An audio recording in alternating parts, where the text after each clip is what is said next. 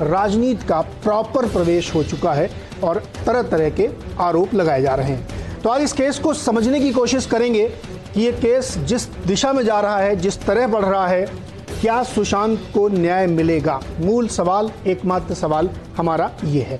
और मैं आवाज़ की तरफ से ये बिल्कुल साफ कर देना चाहता हूँ कि जो भी है, जो भी बातचीत है, हम सिर्फ ये चाहते हैं कि सुशांत की मृत्यु क्यों हुई, कैसे हुई, इसका पता लगना चाहिए और अगर इसके लिए कोई जिम्मेदार है तो उसको सजा मिलनी चाहिए। हमारा उद्देश्य, हमारी मांग सिर्फ ये है। लेकिन बातचीत में बहुत सारे पहलू खुल के सामने आएंगे जिस पे आज हम इस पे चर्चा करना चाहते हैं। हमारे साथ जो मेहमान जुड़े हैं, आपका उनसे परिचय करा दें। भारतीय जनता पार्टी के बिहार के प्रवक्ता निखिल आनंद जी हमारे साथ हैं। इसके साथ ही शिवसेना के नेता शैलेश पांडे हैं। महाराष्ट्र के पूर्व additional director general of police PK Jain साहब हमारे साथ हैं। वकील आशुतोष श्रीवास्तव जी हैं और वरिष्ठ पत्रकार अशोक वानखेड़े जी हैं, जो महाराष्ट्र से काफी ताल्लुक रखते हैं और बहुत अच्छे से यहाँ की चीजें समझते हैं।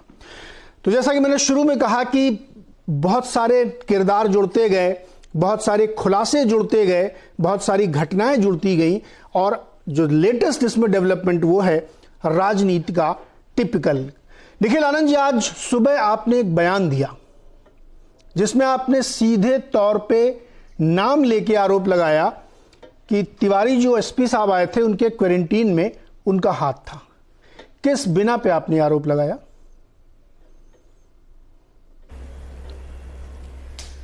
देखिए नीरज जी, पूरे कथानक को आप देखें तो सुशांत की जो संदेहास्पद मृत्यु हुई उसके बाद बिहार से एक चिंता थी, एक आउटरीच था, उसको लेकर के लोग सदमे में थे।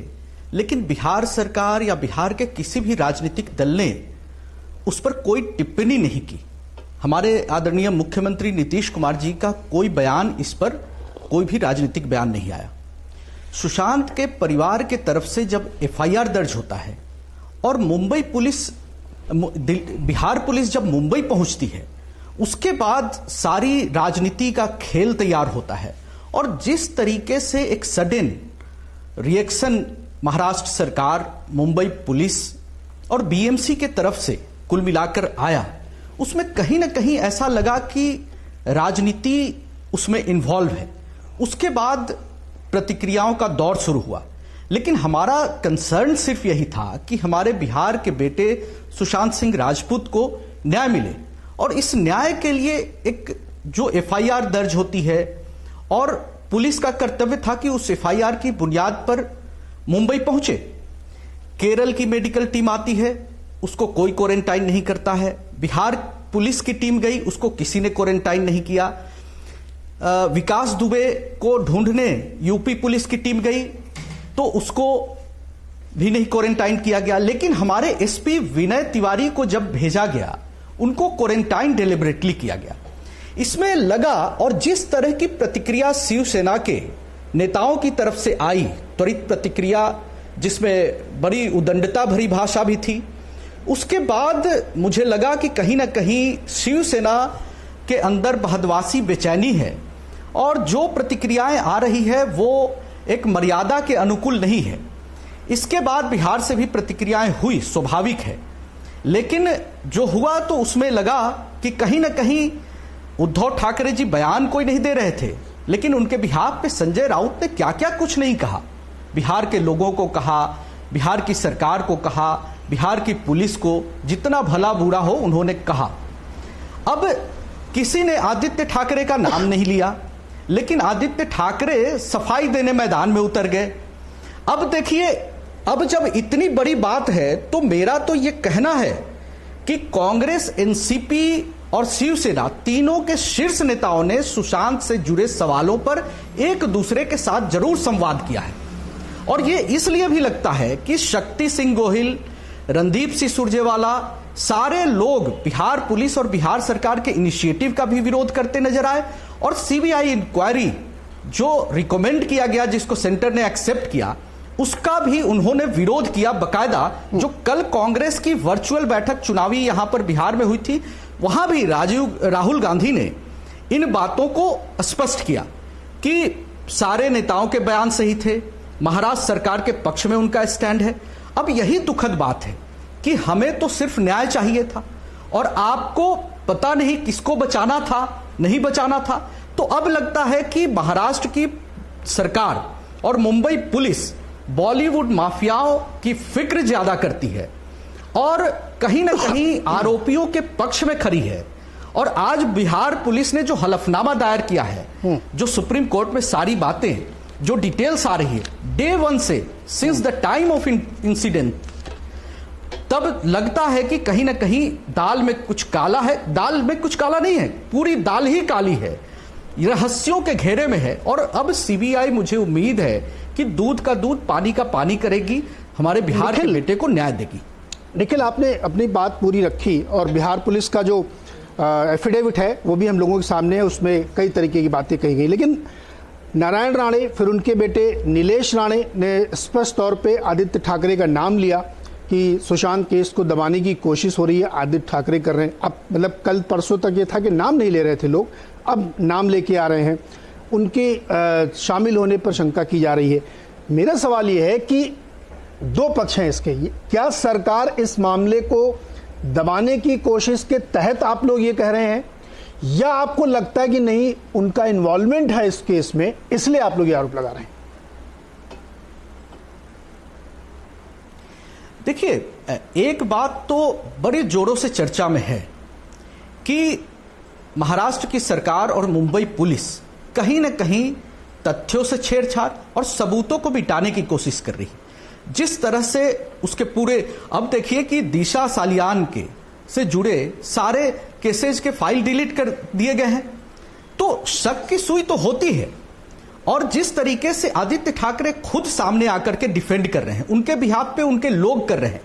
और इसमें आप देखें कि भारतीय जनता पार्टी महाराष्ट्र के जितने नेता हैं, देवेंद्र फडणवीस हो, नारायण राणे, नीतेश राणे हो, या फिर आशीष सेलार हो, राम कदम जी हो, सारे लोगों ने ये कहा कि सुशांत को न्याय मिलना चाहिए। लेकिन न्याय की बात तो दूर, शिवसेना, कांग्रेस या फिर एनसीपी के नेताओं ने, नवाब मलिक ने भी कहा। उससे लगता है कि एक बदहवासी भरी बेचैनी है कि ये जांच हो रही है सुशांत के न्याय के लिए, तो ये बेचैनी आखिर क्यों है? और शीर्ष नेताओं की जब मैं बात करता हूं कि ये इतना बड़ा मामला, जब एक पब्लिक आउटरीच है, एक पब्लिक रिएक्शन है इस बात को लेकर के, और महाराष्ट्र में भी है। महाराष्ट्र में तो शिवसेना की इतनी गुंडागर्दी है कि वहां डर से लोग पब्लिक आउटरीच और पब्लिक एक्सप्रेशन नहीं कर सकते हैं। नहीं तो ये आप पूरे आवाम में देख लीजिए, हर व्यक्ति सुशांत के लिए खड़ा है, सिर्फ शिवसेना, एनसीपी और कांग्रेस के नेताओं को छोड़ करके। ठीक है, नहीं, ये बात स्पष्ट है। अशोक, और हम तो कहते हैं कि राहुल गांधी, प्रियंका गांधी, आदित्य ठाकरे के बीच भी सुशांत के मसले पर आपसी संवाद हुआ है और एक पार्टी की लाइन, गठबंधन की लाइन फिक्स हुई है, और उसके बाद से ही ये सारे नेता एक सुर में एक तरह की भाषा बोलते हैं। देखिए, अगर ऐसा कहीं देखिए क्लोज कन्निवेंस है, अगर ऐसा है तो वो तो लाजमी है, गठबंधन की सरकार है तो एक ही सुर में, एक ही लाइन में बात करेंगे। शैलेश जी, आपको मेरी आवाज आ रही है? अशोक जी, एक मिनट आता हूं मैं आपके पास। शैलेश जी, आवाज आ रही है आपको? शैलेश पांडे जी, चलिए मुझसे जुड़ते हैं। अशोक वानखेड़े जी, सीधा आरोप है कि इसमें केस को दबाने की, बचाने की कोशिश है, जो बीजेपी का स्पष्ट आरोप है, और अब तो नाम भी लिया जा रहा है। देखिए, बीजेपी तो कतई नहीं कहेगी कि महाराष्ट्र सरकार बहुत अच्छा काम कर रही है, कतई नहीं कहेगी। क्यों कहेगी? वहां विपक्ष की पार्टी है, छोटी छोटी बातों में भी सामने आती है। अब अभी बीजेपी के प्रवक्ता कह रहे थे कि आदित्य ठाकरे ने उनका नाम भी किसी ने नहीं लिया और जबरदस्ती एक्सप्लेनेशन दिया। आदित्य ठाकरे ने बिहार से आई हुई रिएक्शन पे एक्सप्लेनेशन नहीं दिया। आदित्य ठाकरे ने नारायण राणे परिवार द्वारा लगाए गए आरोपों को उत्तर दिया। प्रश्न यह है कि सुशांत राजपूत की हत्या हुई, आत्महत्या हुई, इसका इन्वेस्टिगेशन करना चाहिए। कोई भी राज्य सरकार तुरंत सीबीआई के लिए नहीं बोलती, क्योंकि राज्य सरकार की जो पुलिस होती है उसका मोरल डाउन होता है। सवाल यह उठता है कि राज्य सरकार की पुलिस फेल हो गई, इसलिए सीबीआई बुलाई जा रही है। कोई भी राज्य सरकार अपने सीबीआई बुलाने के पहले अपने पुलिस को पूरा चांस देगा। आज ये आत्महत्या या हत्या जो भी है, ये हो के आज 1 महीना 2 महीने पूरे हुए, कम से कम 3 महीने का समय होना चाहिए। और मुझे तो लगता है इसमें राजनीति ज्यादा हावी है। सुशांत राजपूत यदि गुजरात के होते तो क्या बिहार से यह स्टेटमेंट आता? सुशांत राजपूत यदि बंगाल के होते तो क्या यह स्टेटमेंट आता? यदि सीबीआई की इंक्वायरी और इतनी ज्यादा चीज है तो क्या बिहार में जितनी जगह क्राइम हुआ, बिहार पुलिस ने सारा क्राइम एक झटके में सॉल्व किया? क्या बिहार पुलिस ने जो अभी वहां एक पुल बना हुआ 1 महीने के अंदर गिर जाता है, क्या उस पर सीबीआई इंक्वायरी हुई है? क्योंकि बिहार में चुनाव है, महाराष्ट्र वर्सेस बिहार, ये पुराना मसला है। जब महाराष्ट्र में चुनाव होते हैं, शिवसेना के जब लोगों को बोलना होता है तो वो बाहर आउटसाइडर उत्तर प्रदेश और बिहार के लोगों पे हमला बोल देते हैं कि इनकी वजह से बंबई के हाल बुरे हैं। बिहार के लोग लगातार महाराष्ट्र को टारगेट करते हैं क्योंकि ये हमारे लोगों को आने नहीं देते। ये शुद्ध राजनीति है और इस राजनीति के चक्कर में आज उस लड़की के दिशा की जो पिताजी है, उन्होंने आज पुलिस में पत्र लिखा कि भाई मेरी बेटी तो मर गई है, उसको और कितना बदनाम करोगे, क्यों बलात्कार का उसके ऊपर ठिकारा फोड़ रहे हो? कौन कहता है कि उस पर बलात्कार हुआ है? ये उसके पिताजी कह रहे हैं। अब सुशांत सिंह के पिताजी कहे तो सीबीआई इंक्वायरी होती है, और यदि उस लड़की के पिता कहे कि मेरे लड़के पे बलात्कार नहीं हुआ, उसको बदनाम मत करो, तो उसका कोई लेने देने वाला नहीं है, क्योंकि उससे राजनीतिक माइलेज नहीं मिलता। अशोक वानखेड़े जी, सवाल क्वारंटाइन का है। ये हर राज्य की स्थिति है। यदि आज मैं कहीं गुजरात जाऊं या मैं किसी भी राज्य में जाऊं तो उस राज्य की जो क्वारंटाइन है, आप उसको सब्जेक्टिव चैलेंज नहीं कर सकते। इसको क्वारंटाइन किया और इसको क्यों क्वारंटाइन नहीं किया? क्यों नहीं कर सकते? क्यों नहीं कर सकते चैलेंज? उन 3 पुलिस वालों को क्यों नहीं किया था जो बार पहले आए थे? नहीं करे, क्यों नहीं कर सकते चैलेंज? नहीं, सवाल यह है कि तब उन्हें नहीं मिला होगा कुछ केस बनाकर। इसमें क्या मिला? देखिए मैं आपको नहीं अशोक जी नहीं, मेरी बात सुन लिया तो मुझे आपने पूछा तो मुझे बोलने दीजिए। आपकी बात हो गई ना सर। मैं दिल्ली में रहता हूं। दिल्ली में नहीं, मेरी बात सुन तो लीजिए। मैं दिल्ली में रहता हूं। मैं दिल्ली से मयूर विहार में हूं। मयूर विहार से कहीं जाता हूं, कोई ऑब्जेक्शन नहीं है। यदि मैं 2 दिन के लिए कहीं रेड जोन में शिफ्ट होता हूं, वहां से बाहर निकलने और आने जाने में मेरे को तकलीफ है। तो ये क्वारंटाइन करने का मतलब क्या है? क्वारंटाइन करने का मतलब है आपने उनको जेल में डाला। क्वारंटाइन का मतलब क्या है कि आप साक्ष्य बिगाड़ रहे हो। क्या बिगाड़ रहे हो? जो जहां पार्टी होने की बात हो रही है उस सीसीटीवी फुटेज अवेलेबल है, आप देख लीजिए जाके। अशोक जी बैंक खाते अवेलेबल है। अशोक जी भी इसमें आया है। अशोक जी सुन तो लीजिए आप। हाँ, आप जो कह रहे हैं वो बिल्कुल, हाँ, जो मुंबई पुलिस की प्रेस कॉन्फ्रेंस का वर्जन वो आप सुना रहे हैं। ये लोग सुन चुके हैं। सवाल देखिए जो आप कह रहे हैं उस पर अशोक जी सवाल सुना रहा हूं। अशोक जी सवाल सुनिए पहले। टेक्निकल चीजें हैं इसमें। हाँ। इतनी आसान से सिंपल व्याख्या नहीं हो सकती है। हाँ, अगर विनय तिवारी एसपी आते हैं तो वो क्वारंटाइन हो जाते हैं। उससे पहले 4 पुलिस के लोग आते हैं, वो थाने में जाके रिकॉर्ड्स लेते हैं, वो क्वारंटाइन नहीं होते। शक पैदा होता है ना। ये बीएमसी ने कोई रीजन दिया था कि उन 4 को क्यों नहीं किया, इन 4 को क्यों नहीं किया? एक सेकंड, आप मयूर विहार से कनॉट प्लेस जाएंगे और आपके परिवार के जाएंगे, किसी एक को कर जाएगा। मैं बेहतरीन नीरज जी मैं बेहतरीन उदाहरण देता हूं। देश के कैबिनेट सेक्रेटरी राज्य के सेक्रेटरीज को पत्र लिखते हैं कि फरवरी 18 से जून 28 तक इस देश में 15 लाख लोग विदेश से आए जिनका हमने चेक नहीं किया, जिनकी लिस्ट मुहैया करवाई है, आप अपने राज्यों में जाके चेक करवाइए। मेरा प्रश्न है कि जो विदेश से लोग आए वो सब्जेक्टिव क्यों क्वारंटाइन हुए? कोशिश हो रही है। ये 15 अशोक जी अरे सुनिए ना, आप आउट ऑफ वे रेफरेंसेस ना दें। अशोक जी होल्ड करिए। अशोक जी मैं बार-बार कह रहा हूं। नहीं अरे सुनिए ना सर, अरे इतना आसान केस होता तो फिर क्या था अशोक जी? आप इसको इलेक्शन के बाद देखिए सुनिए अशोक जी सुना करिए ना दूसरे की। मैंने पहले सवाल ये पूछा कि इसका राजनीतिकरण हो रहा है, इसमें किसी को कोई शक नहीं दिख रहा है, लेकिन उस राजनीतिकरण के लिए आपने ग्राउंड तस्तरी में सजा के दिया है। आप मुझे आप कह रहे हैं कि सुनिए, अरे फिर सवाल सुनते ना। आप कह रहे हैं कि जांच चल रही थी, जांच हो जानी चाहिए थी, पुलिस को मौका देना चाहिए था। 40 दिन की जांच में कहां जांच जा रही थी आपको पता है? किसकी जांच हो रही थी? असली केस की जांच ही नहीं हो रही थी। इसलिए जब वो व्यक्ति असंतुष्ट हो गया तो उसने पत्र लिखा, एक बात, तब वो जांच वहां तक पहुंची। एक बात मैं पूछूं आपको, ऐसे एक सेकंड ऐसी मैं 10 आत्महत्या आपको बिहार में बताऊं कि जिसकी अभी तक जांच चल रही है।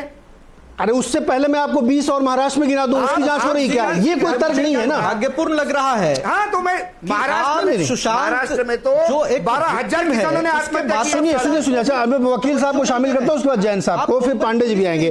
अरे फॉलोइंग हो गए हैं। वानखेड़े जी थोड़ा सबसे बात करनी है। अभिषेक जी आप सुन रहे हैं पूरी बातचीत, इतना ही आसान मामला है क्या?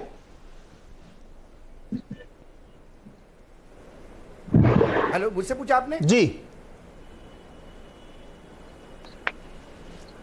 श्रीवास्तव जी पूछो ना, आशुतोष श्रीवास्तव जी। जी इतना ही आसान मामला जितनी सरल व्याख्या कर दी गई यहाँ पे? नहीं, मुझे नहीं लगता कि इतना आसान मामला है, क्योंकि देखिए ये बार बार बोल रहे हैं इन्वेस्टिगेशन हो रहा था, इन्वेस्टिगेशन हो रहा था। इसलिए मैंने बताया था कि ललिता कुमारी वर्सेस स्टेट ऑफ यूपी का जो जजमेंट था सुप्रीम कोर्ट का, सुप्रीम कोर्ट ने क्लियर किया था कि कोई भी कॉग्निजेबल ऑफेंस के लिए अगर कंप्लेंट आता है तो उसका एफआईआर रजिस्टर करना है मैंडेटरीली। अगर आपको लगता है कि क्राइम हुआ है या नहीं हुआ है, इस पे अगर कोई डाउट है तो आप 7 दिन तक जो है प्रिलिमिनरी इंक्वायरी कर सकते हैं, लेकिन उसके बाद तो आपको एफआईआर रजिस्टर करना ही होगा। इसका मतलब अगर मुंबई में अगर कोई एफआईआर रजिस्टर हुआ ही नहीं तो इन्वेस्टिगेशन किस चीज का हो रहा था? आप मुझे बताइए। वो तो बेसिक चीज है कि बिना एफआईआर का कोई इन्वेस्टिगेशन होता ही नहीं है। और इस पे जो है सुप्रीम कोर्ट के पहले भी जजमेंट्स आए हैं, तो ये सिंपल मामला तो नहीं है।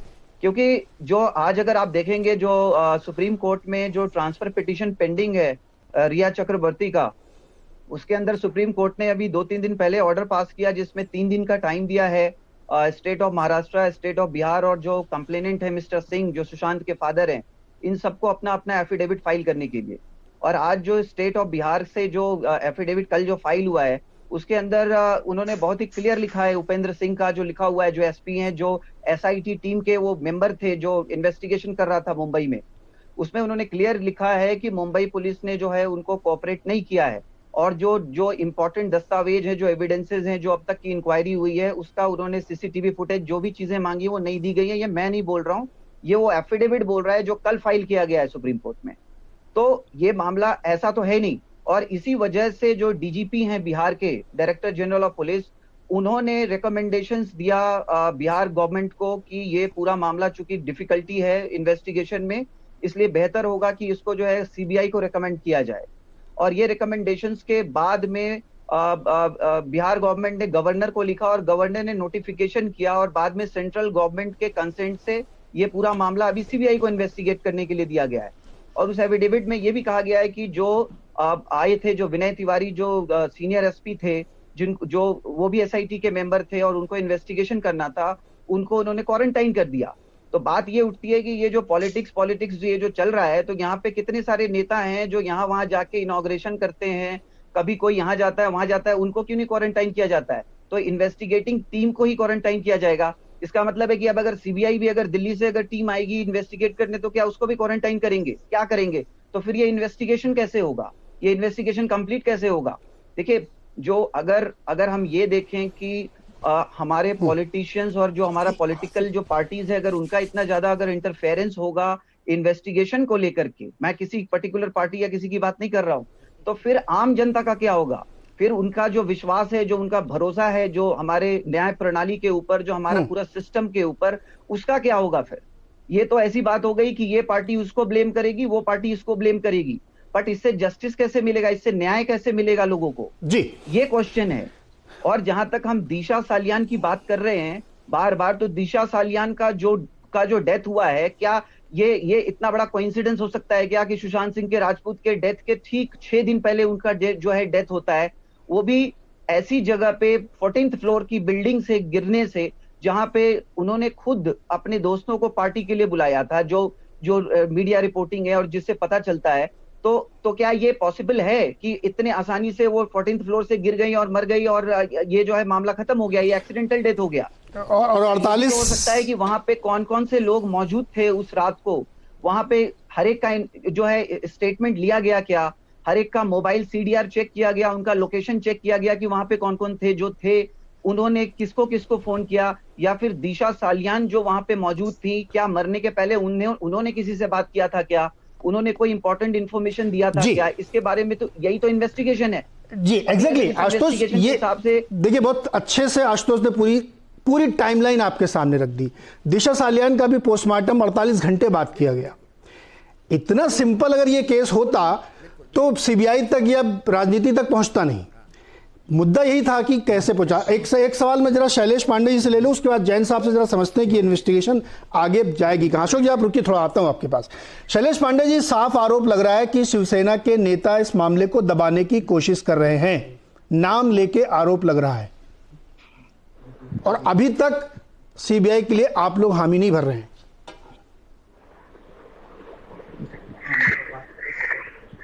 देखिए वाजपेयी जी, ये जो सारे आरोप है, ये सारे आरोप बेबुनियाद है। जिनके बारे में आप कह रहे हैं वो भी सामने से आकर उन्होंने अपना स्टेटमेंट दिया है कि इसमें उनका रत्ती मात्र कोई संबंध नहीं है। और इसके बावजूद भी मुंबई पुलिस की जांच चल रही थी। ठीक है, अभी जो मांग की गई उसके अनुसार सीबीआई की जांच शुरू हो रही है। सुप्रीम कोर्ट में मामला है। सुप्रीम कोर्ट, सीबीआई, जो भी आगे बातें आएंगी, दूध का दूध पानी का पानी होगा। मुझे ऐसा लगता है कि हमें अपने कानून व्यवस्था में, हमें अपने न्याय व्यवस्था में, हमें अपने अथॉरिटी पे थोड़ा तो भरोसा करना पड़ेगा। हम बिना अपने अथॉरिटी, बिना अपने कानून व्यवस्था, बिना अपने प्रशासन पे विश्वास किए हुए अगर हम लोग मीडिया ट्रायल चलाकर ही सारे फैसले ले लेंगे कि ये आरोपी शैलेश पांडे, मीडिया ट्रायल कहां से आ गया इसमें?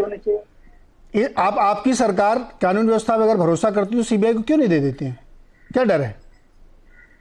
देखिए वाजपेयी जी, विषय ऐसा है कि आज हमारी सरकार है। मुंबई पुलिस तो पूरी दुनिया में आज 2 नंबर की पुलिस जानी जाती है। अरे वो 2 नंबर की, 1 नंबर की या स्कॉटलैंड की पुलिस, इससे फर्क नहीं पड़ता ना। अगर हम उस पर अविश्वास करते हैं, हम अपने ही अधिकारियों पे अविश्वास करें, ये बात उचित है क्या?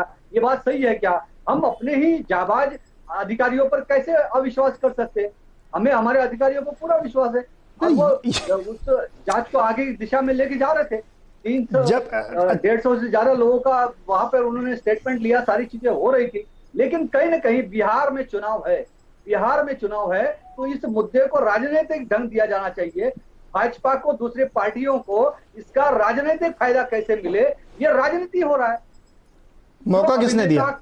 मौका किसने दिया? उनके दुर्घटना की संवेदना के साथ हम सुशांत सिंह राजपूत के परिवार के साथ हमारी पूरी संवेदना है।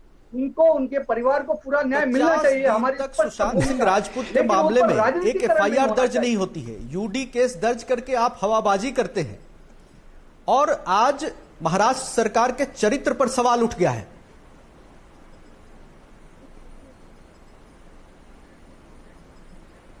जी बिल्कुल नहीं। महाराष्ट्र सरकार जो शासन प्रशासन का नियम कानून होता है, उस नियम कानून के तहत अपने सही ढंग से काम कर रही थी और काम करती रहेगी। जब तक जहां जैसे मौका मिलेगा वैसे सरकार और हमारा प्रशासन, पुलिस प्रशासन काम करता रहेगा। और जहां तक विषय सुशांत सिंह राजपूत, आज ही बीएमसी ने एक नया सर्कुलर रिलीज किया है। हमारी पूरी संवेदना है। सुशांत सिंह राजपूत के परिवार के साथ हमारी पूरी संवेदना है। हम चाहेंगे कि उनको, उनके परिवार को पूरी न्याय मिले। अरे सर, ये आप जो है पर्चा लिख के लाए, रट के वही बार बार बोल रहे हैं। आप एक्सेप्ट नहीं कर रहे हैं, उसी को मूल प्रश्न का जवाब नहीं दे रहे हैं। पहली बार ही बोला हूं मैं। तो वही तो आप रट के बोल रहे हैं। मैं जो सवाल पूछ रहा हूं उसका आप जवाब नहीं दे रहे हैं। आप जो जिस जाबाज पुलिस की बात कर रहे हैं, मैं 2 साल से आ रहा हूं, मैं कभी रटी रटाए बात नहीं करता हूं। तो जो मैं आपसे सवाल पूछ रहा हूं उसका जवाब देंगे आप? आप जिस जाबाज पुलिस की बात कर रहे हैं, उस जाबाज पुलिस ने 45 दिन में क्या जाबाजी की, मुझे बताइए। एफआईआर तक दर्ज नहीं की। क्यों हिचक रहे हैं आपकी ये जांच दिशा सालियान तक चली जाए या ये जांच सीबीआई? इसमें हिचक क्या है? यूपी के कुलदीप सेंगर का केस गया था ना। केस जब अविश्वास हो रहा है, उनको लग रहा है, उनके पिताजी को, कि भाई जांच में दिक्कत आ रही है और अब प्रमाण भी है कि आपने बिहार पुलिस जांच नहीं करने दी, तो दीजिए फिर, क्या दिक्कत है इसमें? तो इसीलिए मैंने कहा था कि वो राजनीति करने का मौका आपने सजा के दिया है तस्तरी में, तो क्यों नहीं करेंगे? वो कर रहे हैं, आप भी कर रहे हैं। चलिए, अब मैं एक मिनट दोबारा राजनीति पे लौटता हूं। जैन साहब हमारे साथ जुड़े हुए हैं। मुंबई पुलिस में राजनीति नहीं हो रही है, हम उनको न्याय दिलाने का काम कर रहे हैं। अरे न्याय दिलाने के लिए आप बॉलीवुड के हुज हू की जांच कर रहे हैं। केस रिया चक्रवर्ती का है, जांच चल रही फिल्म के बॉलीवुड के महेश भट्ट की। ये है आपकी जांच पुलिस। चलिए, जैन साहब हमारे साथ हैं। मुंबई पुलिस में इसके मुखिया रह चुके हैं, महाराष्ट्र पुलिस के। जी जैन साहब, मैं थोड़ी देर के लिए राजनीति वाले मसले से अलग हटके इसको यहाँ पे समझने की कोशिश करते हैं। जैन साहब, ये केस इतना उलझा हुआ है कि इस पर हम लोग लगातार शोज कर रहे हैं, तरह तरह के नए खुलासे रोज होते हैं। आज भी एक खुलासा हुआ कि बांद्रा पुलिस के जो डीसीपी हैं अभिषेक त्रिमुखे जी, उनके साथ रिया चक्रवर्ती की 4 बार बात हुई है, 20 सेकंड से लेके 61 सेकंड तक की। अब एक इतने बड़े डीसीपी के साथ एक एक्यूज्ड कह लीजिए या उस केस से संबंधित व्यक्ति की 30-30 सेकंड, 28 सेकंड, 22 सेकंड में क्या बातें होती रही होंगी? शक पैदा होता कि नहीं होता है। तो मैं ये जानना चाहता हूं कि इसमें नए खुलासे, नए किरदार जो आ रहे हैं, अब इस केस को कंक्लूजन तक पहुंचाने में कैसे काम किया जाए, प्रोसेस क्या रखा जाए, क्योंकि अब तो सीबीआई भी आ गई है। देखिए, ऐसा है कि बिहार सरकार की रिक्वेस्ट के ऊपर ऑलरेडी केंद्र सरकार ने सीबीआई की जांच के आदेश दे दिए हैं। एक उसके लिए स्पेशल इन्वेस्टिगेशन टीम गठित हो चुकी है, उन्होंने एफआईआर भी दाखिल कर ली है। अब इसके अंदर आगे उनकी जांच शुरू होगी। वो महाराष्ट्र सरकार से, मुंबई पुलिस से पूरे जो भी उनके पास में कागज पत्र हैं, एविडेंस है, वो सारी ले लेंगे उसकी कॉपी। उसके बाद में जो बिहार पुलिस के पास है, जो भी उनका स्टेटमेंट, सीडीआर, बैंक स्टेटमेंट, जो भी उनके पास में डॉक्यूमेंट्स हैं, स्टेटमेंट्स हैं, वो ले ली जाएंगी। उसके बाद जो भी अभी तक स्टेटमेंट्स इकट्ठे किए गए हैं, वो सब स्टेटमेंट वेरीफाई किए जाएंगे। जितना मीडिया में अलग अलग चैनल पे लोगों ने विटनेसेस से, सुशांत सिंह के सर्वेंट से, दोस्तों से, रिश्तेदारों से बात करके जो भी चीजें सामने लाई हैं, वो सारी फुटेज खंगाल के उस पे जो विटनेसेस सामने आए हैं, जिन्होंने कुछ स्टेटमेंट दिया है इस केस से संबंधित, उन सभी विटनेसेस के स्टेटमेंट लिए जाएंगे। जो सर्कमस्टेंशियल, जो पंचनामे किए गए मुंबई पुलिस के द्वारा, स्पॉट पंचनामा, इंक्वेस्ट पंचनामा, पोस्टमार्टम नोट्स, वो सारे वेरीफाई किए जाएंगे। ये सारा करने के बाद में जो सीबीआई को जांच की दिशा मिलेगी, उस दिशा में जांच आगे बढ़ेगी। इसको थोड़ा सा समय लगने वाला है। ये कोई आनंद फानंद में काम हो जाएगा ऐसा नहीं है। ये थोड़ा सा लेबोरियस, काफी मेहनत वाला जैन साहब, अधिकारियों को करना पड़ेगा। जैन साहब, इस जांच के दायरे में दिशा सालियान आएंगी, बॉलीवुड आएगा। देखिए, दिशा सालियान का जो एक्सीडेंटल डेथ है वो अलग केस है। हाँ। जब तक उसमें हाई कोर्ट या सुप्रीम कोर्ट या महाराष्ट्र की सरकार ऑफर नहीं करती कि वो भी सीबीआई को ट्रांसफर कर दिया जाए, वो केस अलग है। उसकी जांच सीबीआई नहीं कर सकेगी। सीबीआई बाद में अगर उनकी इन्वेस्टिगेशन में उनको ऐसा लगा कि दिशा सालियान की डेथ के साथ में भी इस केस का कोई संबंध है, तो वो वापस हाई कोर्ट या सुप्रीम कोर्ट में जाएंगे कि इसकी जांच भी हमारे को सौंप दी जाए। तब उसके बारे में आदेश हो सकते हैं। आज की तारीख में जो अभी तक ऑर्डर्स हुए हैं गवर्नमेंट ऑफ इंडिया के, या जो सुप्रीम कोर्ट ने उनको जो भी करने की अभी तक छूट दे रखी है, उसमें दिशा सालियान की डेथ का केस सीबीआई के पास में नहीं जाएगा। जी, अच्छा, एक सवाल और, क्योंकि आपने अपने कार्यकाल में ऐसे बहुत सारे मामले देखे होंगे जो मृत्यु हो गई, या वो आत्महत्या थी, हत्या थी, परिस्थिति कैसी थी पता नहीं होता, तो आपने ऐसे बहुत सारे केस हैंडल किए होंगे। इस केस में एकदम सिमिलैरिटी नहीं होती, लेकिन ऐसे केस के तह तक पहुंचना और इसको तय कर देना कि हत्या है कि आत्महत्या है, कितना मुश्किल होता है, या आसान होता है, या संभव भी होता है कि नहीं होता है? देखिए, बहुत सारी चीजें तो ऑलरेडी रिकॉर्ड पे आ चुकी हैं। बहुत सारी चीजें, डॉक्यूमेंट्री एविडेंस जो है वो ऑलरेडी मुंबई पुलिस के पास में है, चाहे वो पोस्टमार्टम नोट्स हो, चाहे वो फोरेंसिक लेबोरेटरी की रिपोर्ट हो, चाहे वो स्टेटमेंट्स हो लोगों के। लेकिन इसमें एक ही चीज का ड्रॉबैक जो रहता है हमेशा, वो रहता है पहला जो सीन ऑफ क्राइम को विजिट करना, उसको एक्चुअली देखना। आयोग जो चीज देखता है सीन ऑफ क्राइम पे, वो हमेशा 100% कभी लिखी नहीं जा सकती। एक एक चीज लिखी नहीं जाती। एक ब्रॉड सविस्तार पंचनामा किया जाता है, लेकिन उसमें फिर भी कुछ चीजें रह जाती हैं। वो एक ड्रॉबैक हमेशा इस इन्वेस्टिगेशन में रहेगा। बाकी सारी चीजें जो है, चाहे वो फाइनेंशियल एंगल हो, चाहे वो ब्लैक मैजिक का हो, चाहे वो डिप्रेशन का मामला हो, जितने भी एंगल अभी तक सामने लाए गए हैं, चाहे वो पैसे लेके जाने का मामला हो, वो सारी चीजों की ट्रेल कहीं ना कहीं मिलेगी। उसके बारे में सखोल जांच हो सकती है। एक ही ड्रॉबैक, जैसा मैंने आपको बताया, कि जो एक्चुअल सीन ऑफ ऑफेंस को देखने वाला व्यक्ति है या इन्वेस्टिगेटिंग ऑफिसर है, जो उसका व्यू बनता है या उसकी जो सर्कमस्टेंसेस हैं, वो नहीं कोई भी आदमी रिक्रिएट कर सकता है। 4 आदमी देखते हैं, 4 आदमी अलग अलग बयान देते हैं, उसमें से फिर उनको सच को खंगाल के निकालना वो इन्वेस्टिगेटिंग ऑफिसर का काम रहता है। इसलिए इस तरह के केसेस में जितना जांच में दूसरी एजेंसी द्वारा देर होती है, उतना वो एविडेंस जो है थोड़ा सा धूमिल पड़ने लगता है। आपकी बात को समझ के क्या ये कहा जा सकता है कि ये सीबीआई के लिए भी इतना आसान नहीं होगा जांच कर पाना? जी, सीबीआई को काफी मशक्कत करनी पड़ेगी इस केस की अलग अलग गुत्थियों को सुलझाने के लिए और उनकी तह में जाने के लिए, और उसके बाद ही वो कुछ अंतिम नतीजे पे पहुंचेंगे कि इस केस में आगे उनको किस तरह का केस फाइल करना है। ये मर्डर का केस है, अटेम्प्टेड सुइसाइड है या सुइसाइड है, ये सारी चीजें खंगालने के बाद ही सीबीआई किसी नतीजे पे पहुंच पाए। जी, ये सवाल मैं इसलिए जैन साहब से पूछा रखा क्योंकि मीडिया की तरफ बहुत तरह की बातें चली। कल एक और खुलासा हुआ कि सुशांत सिंह की कोई डायरी थी, उसके कुछ पन्ने फाड़ दिए गए हैं। रोज एक नया एक्सपोजे हो रहा है। तो यहाँ की जो बातें या जो लोक संचार में आप बातें देखते हो और जब अदालत में आप पेश करते हो, वो प्रूव करनी पड़ती हैं, केवल हवा में नहीं होती। इसलिए मैंने कहा एक बार क्लैरिटी इसमें हो जानी चाहिए कि ये केस इतना उलझ चुका है, अदालत में ले जाते समय क्या क्या चीजें महत्वपूर्ण होंगी। ये हमने इस बात को तस्दीक करने के लिए जैन साहब से बातचीत करी। वापस लौटते हैं पॉलिटिक्स पे, बहुत सारे सवाल राजनीति पे उठे। वानखेड़े जी, आप बीच में कुछ कहना चाह रहे थे, बोलिए।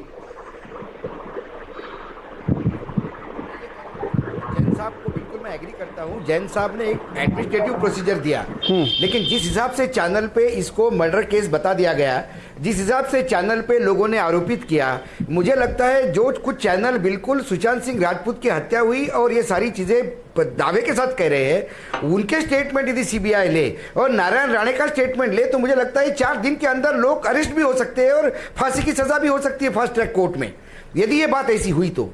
लेकिन ऐसी बात होती नहीं, क्योंकि हर एक को इसमें पॉलिटिकल माइलेज लेने का प्रयास कर रहा है। सवाल ये है, मैं यही कह रहा हूं, चाहे बॉलीवुड हो, बॉलीवुड में आपसी स्कोर सेटल करने की बात हो रही है।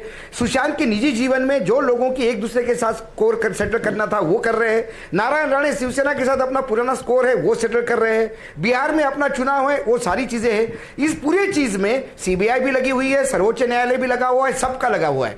और मैं दावे के साथ कह सकता हूं, आप भी यही है, मैं भी यही हूं, बिहार चुनाव के बाद इस केस के बारे में हम सुनेंगे ही नहीं। जैसे शरद पवार को जो ईडी का नोटिस गया था, उसके बाद क्या हुआ ये आज तक किसी को पता नहीं।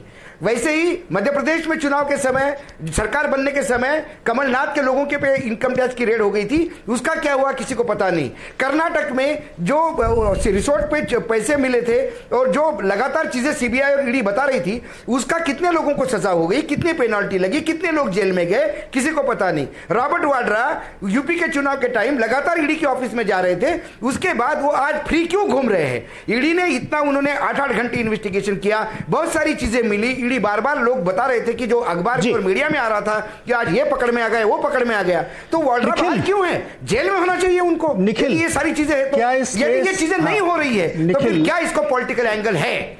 निखिल, क्या इस केस का यही हश्र होने वाला है कि अभी तो बहुत गर्म रख रहे हैं, चुनाव तक, उसके बाद ठंडा हो जाएगा? गर्म रह रहा है क्योंकि चुनाव है, बिहार में चुनाव है, बिहार में या भी बाढ़ का प्रॉब्लम है, बिहार में अपने बहुत सारे प्रॉब्लम्स है। अब लेकिन चुनाव लड़ा जाएगा, अशोक जी जवाब दीजिए, राजपूत पे चुनाव लड़ा जाएगा बिहार की अस्मिता पे। वानखेड़े साहब चुप हो जाए तो मैं अपनी बात कहूं। हाँ बोलिए। वानखेड़े साहब ने जितनी बातें कही उससे यही प्रतीत होता है कि महाराष्ट्र की सरकार बड़ी संत है, वो संत सरकार है, और महाराष्ट्र मुंबई पुलिस भी बहुत संत है, और 55 दिनों तक वो लोग संत भाव से न्याय दिलाने के लिए काम कर रहे थे, यही माना जाए। मैं कहता हूं कि सुशांत सिंह राजपूत का मामला एक पिक एंड चूज स्पेसिफिक मामला है, जिसके लिए बिहार में एक मैसिव आउटरीच है, एक मैसिव इमोशन और रिएक्शन भी है। और यही नहीं, दुनिया भर में सुशांत सिंह राजपूत के समर्थकों में भी जो रिएक्शंस आ रहे हैं, और महाराष्ट्र में भी रिएक्शन है। और महाराष्ट्र में तो शिवसेना की सरकार के खिलाफ भी गुस्सा है, लोग डर से नहीं कहते हैं। वहां तो शिवसेना के खिलाफ अगर कोई बोले तो उस पर केस दर्ज हो जाता है। बिहार में या हमारे प्रधानमंत्री जी के खिलाफ कितने लोग बोलते हैं? आप वहां पर शिवसेना की सरकार के खिलाफ कोई टिप्पणी कर दे तो फेसबुक पर टिप्पणी करने से जेल होती है। ये तो पूरी गुंडागर्दी है वहां पर। और मैं कहता हूं कि इसमें न्याय दिलाने के लिए पब्लिक कंसर्न है, और हमारा कोई इसमें पॉलिटिकल मोटिव नहीं है। जी नहीं, निखिल, आरोप ये है उत्तराखंड में तो केस को चुनाव तक गर्म रखेंगे, उसके बाद छोड़ देंगे। हत्याएं होती है, केस दर्ज नहीं होते। बिहार में जितने भी बाढ़ में लोग मर रहे हैं उनको कोई मतलब नहीं है। बिहार में बाढ़ ने हाल के दिनों में अशोक वानखेड़े जी पर पहुंचने वाला अपने तरह का ये अकेला कलाकार था। मैं कहता हूं जिसके लिए एक मैसिव आउटरीच है। महाराष्ट्र पुलिस भ्रष्ट है, संत तो बिहार भी नहीं है। क्या गुजरात में पत्रकारों के ऊपर केस रजिस्टर नहीं हुए देशद्रोह के? सिर्फ इतना बोलने पे कि सरकार बदल सकती है या मुख्यमंत्री बदल सकता है? नहीं उत्तराखंड में भाई, वानखेड़े साहब, महाराष्ट्र में तो सिंपल फेसबुक पर लिखने के लिए केस दर्ज हो जाते हैं। क्या विनोद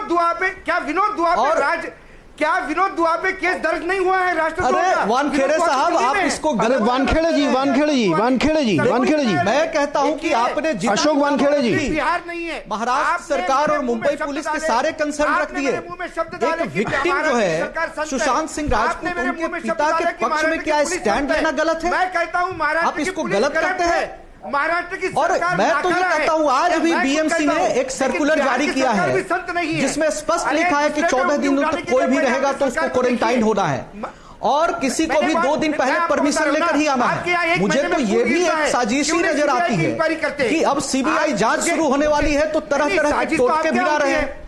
और इस पूरे मामले में जो बॉलीवुड के साथ क्लोज कन्निवेंस बचाया जा रहा है, महाराष्ट्र के लोगों के साथ है, क्या महाराष्ट्र के जो महाराष्ट्र की एक मिनट भाई, अशोक जी और निखिल जी दोनों लोग रुकिए। अशोक जी और निखिल जी दोनों लोग रुकिए एक मिनट। अशोक जी और निखिल जी दोनों लोग रुकिए एक मिनट। अशोक जी, आप तो शैलेश पांडे की जगह ले रहे हैं।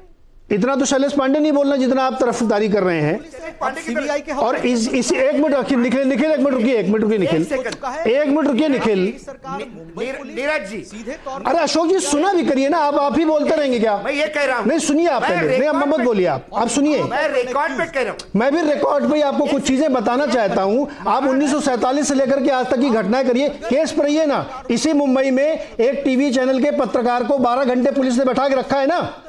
कौन सा देशद्रोह का मामला था उसके ऊपर? क्या बातें कर रहे हैं आप? उसी तो ये क्लीन चिट मत दीजिए किसी को। एक पिता एक सेकंड, इसलिए कह रहा हूं क्लीन चिट मत दीजिए किसी को।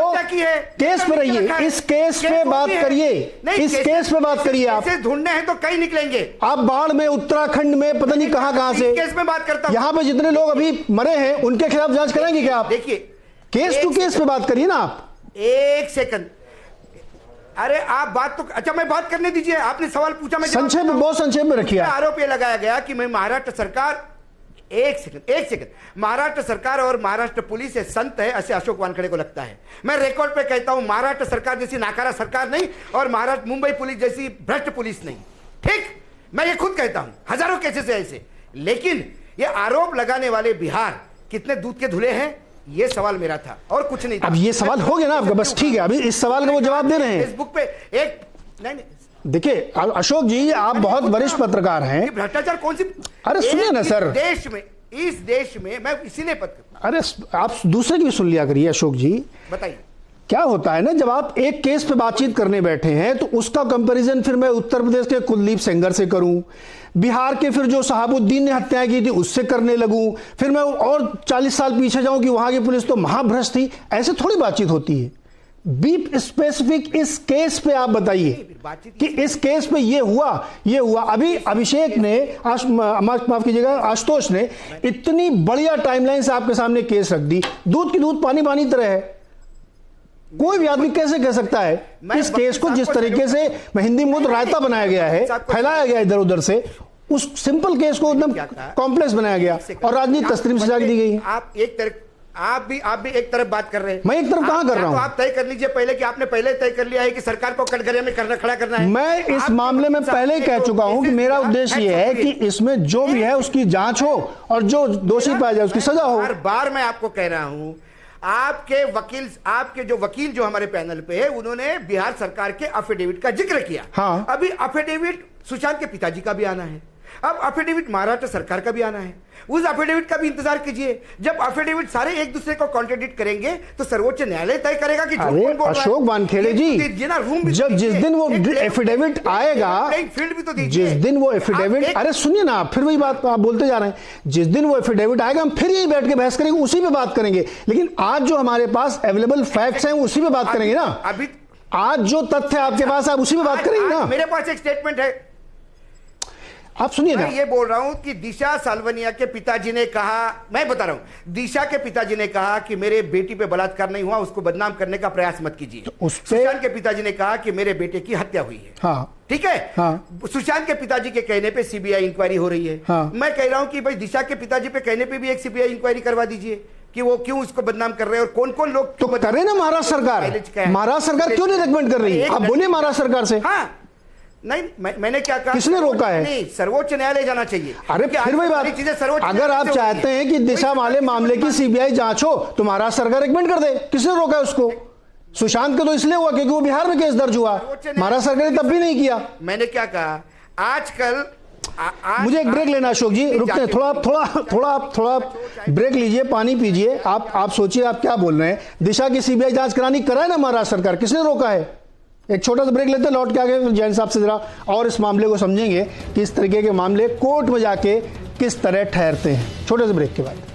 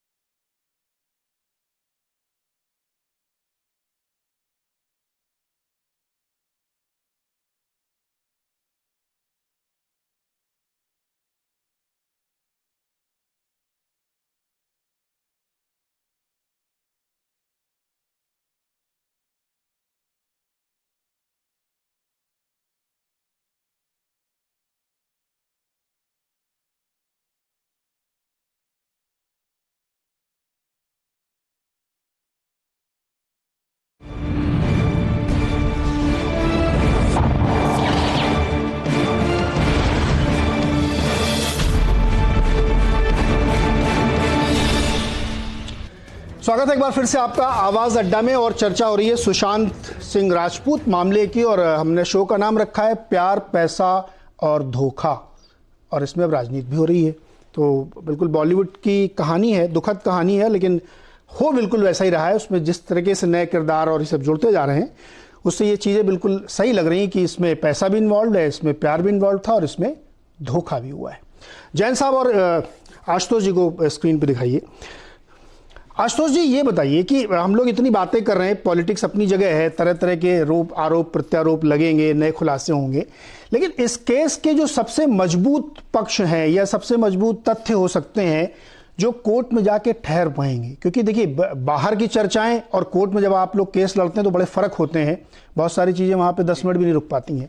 तो इस केस से जुड़ी जितनी बातें हम लोग अब तक सुन पा रहे हैं, देख पा रहे हैं, समझ पा रहे हैं, वो उसमें कितने टेनेबल होंगे? देखिए, पहले तो ये कि ये जो पॉलिटिक्स जो आपने कहा स्टार्ट में, तो ये बहुत अफसोस की बात है कि हम किसी के डेथ के बारे में हम जानना चाहते हैं कि वो कैसे मरा, क्योंकि सुसाइड नोट नहीं था, इसमें कुछ भी अवेलेबल नहीं है ऐसा कोई भी रिकॉर्ड पे। तो उसकी डेथ हुई और उसके जो है ठीक 6 दिन पहले जो है उनकी खास जो है दिशा सालियान की डेथ हुई।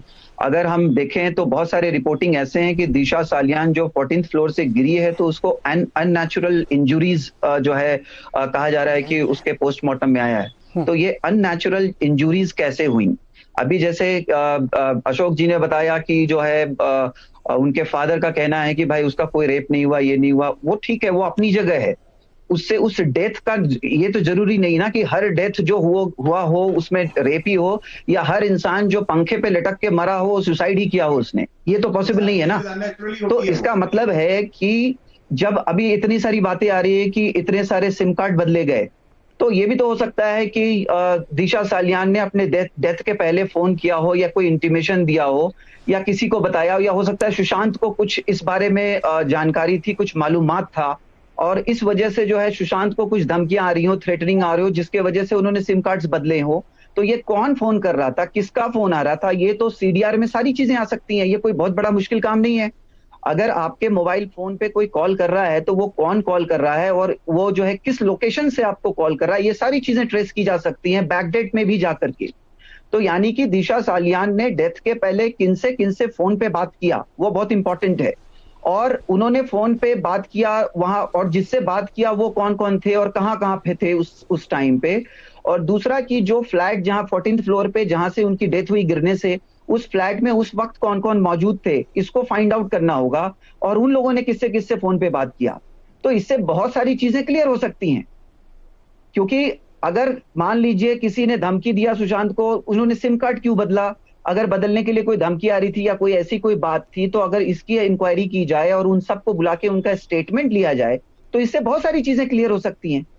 तो इन्वेस्टिगेशन तो करना पड़ेगा, क्योंकि अभी देखिए, अभी कह रहे हैं कि इन्वेस्टिगेशन हो रहा था, अब कही जा रही है कि हमें जो है मीडिया के थ्रू हमें जो पता चला कि इतने सारे लोगों ने जो अलग अलग स्टेटमेंट दिया है, हम सब उनको बुला के उनका स्टेटमेंट हम रिकॉर्ड करने वाले हैं। तो क्वेश्चन ये है कि 40-50 दिनों तक सोचने के लिए क्यों दिया गया इतने सारे विटनेसेस को, कि वो सोच समझ के अपना जो है स्टेटमेंट दें। इनका स्टेटमेंट तो स्टार्ट में ही ले लेना चाहिए था, क्योंकि आप जब शुरुआत में स्टेटमेंट ले लेते हैं तो बहुत इजी हो जाता है, क्योंकि हर एक का स्टेटमेंट अगर गलत है तो वो कॉन्ट्राडिक्ट करेगा एक दूसरे से। एक बोलेगा मैंने इतने बजे देखा, दूसरा बोलेगा कुछ और बोलेगा, तो वो कॉन्ट्राडिक्शन से जो है आप फाइंड आउट कर सकते हैं कि ये सच बोल रहा है कि झूठ बोल रहा है।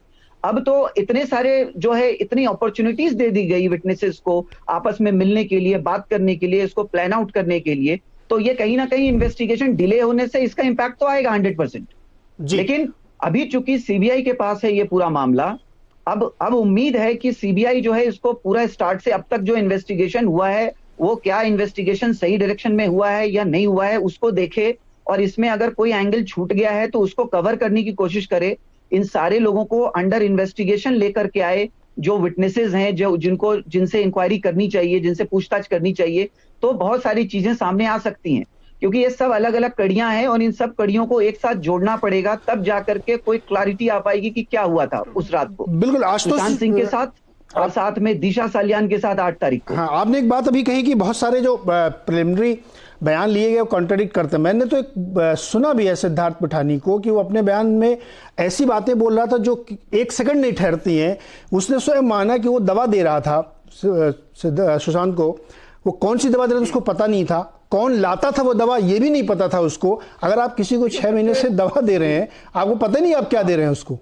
और सबसे बड़ी बात है कि फैमिली को नहीं पता था कि ऐसा कोई ट्रीटमेंट चल रहा है। आप बताइए, अगर कोई इतना इंपॉर्टेंट ट्रीटमेंट चल रहा हो, डिप्रेशन का ट्रीटमेंट चल रहा हो, और अगर उसका कोई खास फ्रेंड भी ट्रीटमेंट करा रहा हो, क्या वो उनकी फैमिली को नहीं बताएगा कि ऐसा ऐसा प्रॉब्लम है या इस तरह से ट्रीटमेंट चल रहा है? करेक्ट। ये तो पॉसिबल नहीं है। इसका मतलब है कि बहुत सारी कंसीलमेंट ऑफ फैक्ट्स भी हैं, क्योंकि सुशांत सिंह के जो फादर हैं, उन्होंने अपने स्टेटमेंट में, उन्होंने जो एफआईआर दर्ज कराया है पटना के अंदर, उन्होंने ये सारी चीजों को जो है मेंशन किया है कि हमें इसके बारे में कोई जानकारी नहीं थी, हमें कभी भी इसमें कंसिडर नहीं किया गया, हमें उससे बात करने का मौका नहीं दिया गया, हमें हमेशा अवॉइड किया गया। जी जैन साहब, आपके पास मैं आ रहा हूं। अब तक के अवेलेबल इवेंट्स कह लीजिए, न्यूज कह लीजिए, रिपोर्ट्स कह लीजिए, जो भी नाम देना चाहें, जो चीजें अब तक है, एक दिशा सालियान है, फिर 15 करोड़ के रुपए पैसे हैं, उनके साथ जो उनके साथ दोस्त रहते थे वो हैं, बहुत सारी फोन कॉल्स हैं, त्रिमुखे साहब के साथ 4 फोन कॉल्स हैं रिया की। इसमें से अगर आप इन्वेस्टिगेट कर रहे होते तो सबसे मजबूत कहां पे आपको लगता है कि ये चीज डिग आउट करनी चाहिए, जिससे आप इस जांच को बहुत मजबूत तरीके से आगे बढ़ा पाते हैं? जी देखिए, इसमें टेक्निकल एविडेंस जो है और विटनेसेस के स्टेटमेंट बहुत ज्यादा इंपॉर्टेंट है। स्पॉट जो स्पॉट पंचनामा, उसके बाद में इंक्वेस्ट पंचनामा, फिर पोस्टमार्टम नोट्स, और उसके बाद में टेक्निकल एविडेंस, और फिर विटनेसेस के स्टेटमेंट्स, यही चीजें मिला के चार्जशीट बनेगी इवेंचुअली। तो टेक्निकल एविडेंस में आपकी कॉल डिटेल्स आ गई, सीडीआर आ गए, फिर उसके बाद में किस किस से बात हुई, कौन कौन से सिम बदले, वो सारे सिम ट्रेस करना एक बहुत बड़ा चैलेंज है। क्योंकि ऐसा भी बीच में किसी ने कहा था कि वो सिम जो थे अपने फ्रेंड्स के नाम से या सर्वेंट्स के जो उनका स्टाफ था उसके नाम से लिए गए थे, तो वो सारे सिम्स ट्रेस करने। फिर 8 तारीख की, क्योंकि अब 8 तारीख की घटना बड़ी इंपॉर्टेंट हो गई, 8 तारीख को जिन भी लोगों का सस्पिशन है कि वो वहां पे थे, उनके सबके सीडीआर इकट्ठे करने। फिर सुशांत सिंह के 14 तारीख की या 13 तारीख की उन्होंने किस किस से बात की, कितना समय बात की, रिया चक्रवर्ती का, उसके ब्रदर का, उसके फादर का, मदर का, ये सभी लोगों के टेक्निकल एविडेंस इकट्ठी करनी पड़ेगी। मतलब बहुत, जैसा मैंने आपको शुरू में बताया कि ये बहुत लंबा चौड़ा लेबोरियस काम है। और फिर उन सब चीजों को जोड़ना, एक सॉफ्टवेयर आता है आजकल जिसमें सारी कॉल डिटेल्स अगर आप डालते हैं तो वो आपको लिंक भी दिखा देता है कि कौन किसके साथ है। सपोज मैंने बी को फोन किया, बी ने सी को फोन किया, सी ने डी को किया, डी ने फिर मुझे किया, तो ये सारी लिंकेज भी जो उसके अंदर एस्टेब्लिश हो जाती है। तो ये सारी लिंकेज एस्टेब्लिश करने के बाद फिर उनकी फाइनेंशियल जो पैसे उनके कितने उन्होंने कमाए, कितने खर्च किए, कैसे खर्च किए, कहाँ इन्वेस्ट किए, कंपनियों का प्रयोजन क्या था जी, ये सारी चीजें इकट्ठी करने के बाद ही कहीं सीबीआई इस नतीजे पे पहुंच पाएगी कि इसमें एंगल है क्या, फाइनेंशियल है। आशुतोष, एक बहुत छोटा सा सवाल आपसे है, बहुत छोटा सवाल आपसे है, आप इसको हाइपोथेटिकल भी कह सकते हैं, लेकिन बहुत महत्वपूर्ण सवाल मेरे मन में ये आ रहा है कि मान लीजिए रिया और जो सुशांत के जो भी रिलेशनशिप थे उसमें जो पैसे का लेन देन हुआ उसकी वजह से स्ट्रेस हुआ और सुसाइड किया या मर्डर किया है, ये एस्टेब्लिश करना आसान होगा कि मुश्किल होगा?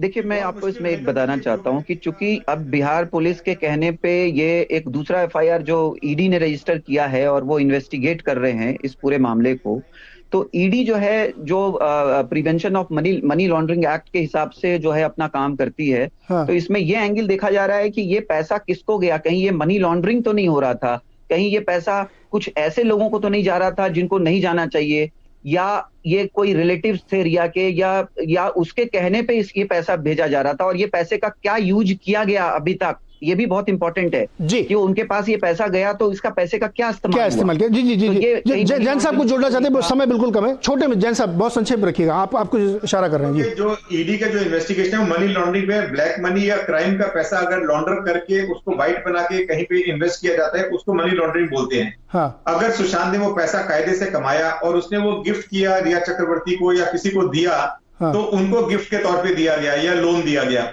तो वो एस्टेब्लिश करना पड़ेगा। और अगर इसमें गिफ्ट दिया गया तो वो गिफ्ट संबंधित व्यक्ति ने अपने आईटीआर में दिखाया नहीं दिखाया वो एस्टेब्लिश करना पड़ेगा, उसके ऊपर टैक्स दिया नहीं दिया, इन सब चीजों की जांच करेगा ईडी। सीबीआई जो है वो क्राइम एंगल से करेगा कि पैसा इसका कारण हो सकता है क्या। प्रेशर में सुशांत इसलिए नहीं होंगे क्योंकि अभी भी उनके अकाउंट में तकरीबन 4.5 करोड़ रुपए पड़े हैं, ऐसा बताया जाता है, तो इसलिए बहुत ज्यादा पैसे का इमीडिएट प्रेशर नहीं था। और 13 तारीख को आज ही उनके किसी मैनेजर की मैंने बात सुनी कि मैनेजर और रमेश तोरानी नाम के प्रोड्यूसर हैं, उनकी बात हो रही थी उसको नई पिक्चर में कास्ट करने के लिए, तो पैसा और आने वाला था। तो पैसा मुझे लगता नहीं कि इसका बहुत ज्यादा शॉर्टेज ऑफ मनी जो है वो इसका बहुत ज्यादा कोई कारण होगा, कारण कोई दूसरा ही निकलेगा, इसमें वो तपास में सामने आएगा। हाँ, नहीं, कल एक रिपोर्ट ये भी आ रही थी आशुतोष की एक नई फिल्म वो साइन करने वाले थे, उस प्रोड्यूसर से उनकी बातचीत चल रही थी, तो जो मनी स्ट्रेस की बात वो तो नहीं लगती सही, क्योंकि जैसा जैन साहब भी कह रहे हैं अकाउंट में पैसा था और भी फिल्में कर रहे थे, इससे ये भी रूल आउट होता है कि उनको कोई मेंटल प्रॉब्लम थी। जी देखिए, मनी स्ट्रेस की बात तो तब आएगी जब हम ये मान लें कि उन्होंने सुसाइड किया हो, ठीक है। अगर सुसाइड करने की अगर हम उस थ्योरी को हम मान के चले तब हम ये एंगल पे सोच सकते हैं, लेकिन उसकी तो इन्वेस्टिगेशन हम नहीं कर रहे ना। हम इन्वेस्टिगेशन तो ये कर रहे हैं कि क्या ये सच में सुसाइड था या किसका कुछ और एंगल है जी। और अगर ये पैसा किसी को दिया गया तो कहीं ऐसा तो नहीं था कि अंडर थ्रेट दिया जा रहा था, ये पैसा ट्रांसफर उनके अकाउंट से क्यों हो रहा था, किस लिए हो रहा था, कहीं ऐसा तो नहीं है कि कोई एक्सटर्नल पावर या उनके ऊपर कि भाई तुमको ये करना पड़ेगा या कोई धमकियां आ रही थी, क्योंकि ये सब को रिलेटेड भी हो सकता है। और ये किसके कहने पे जा रहा था, और ये बेनिफिशियरीज जो हैं इस पैसों के वो कौन हैं, और उन्होंने इस पैसे का क्या इस्तेमाल किया। चलिए इसी बहाने क्या आज रिया चक्रवर्ती को इन्वेस्टिगेशन के लिए जो है वो बुलाया नहीं जा पा रहा है या प्रॉपर उनसे जो है इन्वेस्टिगेशन नहीं किया जा पा रहा है, इसके लिए भी कौन जिम्मेवार है? क्या कुछ लोग हैं जो बचाने की कोशिश कर रहे हैं, या ऐसा तो नहीं है कि वो जस्ट एक मोहरा है, उसके पीछे और भी बहुत सारे लोग हैं, ये भी तो देखना पड़ेगा ना।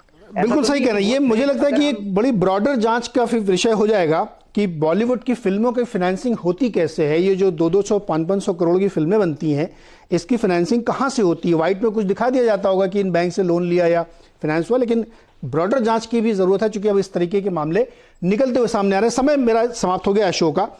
आवाज ये चाहता है सीएनबीसी आवाज की सुशांत सिंह राजपूत या दिशा सालियान की जिस भी कारण से मृत्यु हुई है उसका पता किया जाए। वो मृत्यु थी, हत्या थी, हमें नहीं पता, वो जांच में तय हो, और जो भी अगर उसके लिए दोषी हैं, जो भी उसके लिए अगर जिम्मेदार हैं, तो उनको सजा मिलनी चाहिए। ये आवाज की मांग भी है और आवाज का स्टैंड भी है।